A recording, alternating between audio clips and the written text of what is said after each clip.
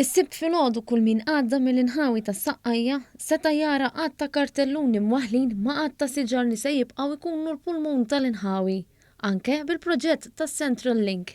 Dawn il-kartelluni jirreferu jgħidu li s-siġar fl-imsemmija triq se jibqgħu fejn huma. Dawn il-kartelluni huma parti mill-kampanja li qed tagħmel l-Aġenzija Infrastruttura Malta biex tiċċara l-informazzjoni skorretta li qed tiċċirkola fuq il-midja soċjali. Fil-fatt saret ċaħda kategorika li hemm xi siġar fir-Rabat li se jitneħħew.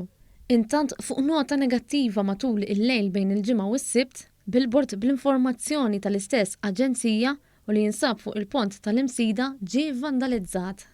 Fi stqarrija, Infrastruttura Malta qalet li tifhem li hemm individwi li mhumiex tal-istess ħsieb fuq il-proġetti li qed isiru. Iżda ikkundannaw dan l-aġir.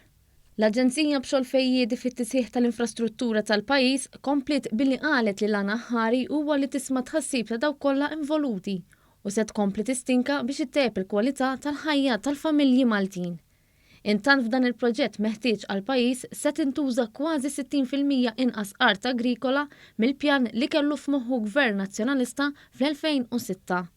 Mill-proġett tas-Central Link se jibbenefikaw eluf ta' residenti li joqogħdu fl-inħula tal-madwar għaliex mhux biss se tnaqqas il-konġestjoni tat-traffiku, iżda se jonqsu drastikament l-emissjonijiet tal-karozzi li sa issa qed jagħmlu ħin twil wefqin fit-traffiku.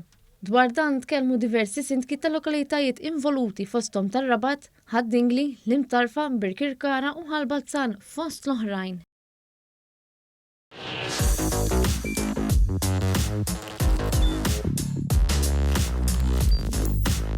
Idħol fuq one.com.mt u hemmhekk tista' tara l-programmi kollha li jxandru fuq One permezz ta' One Play.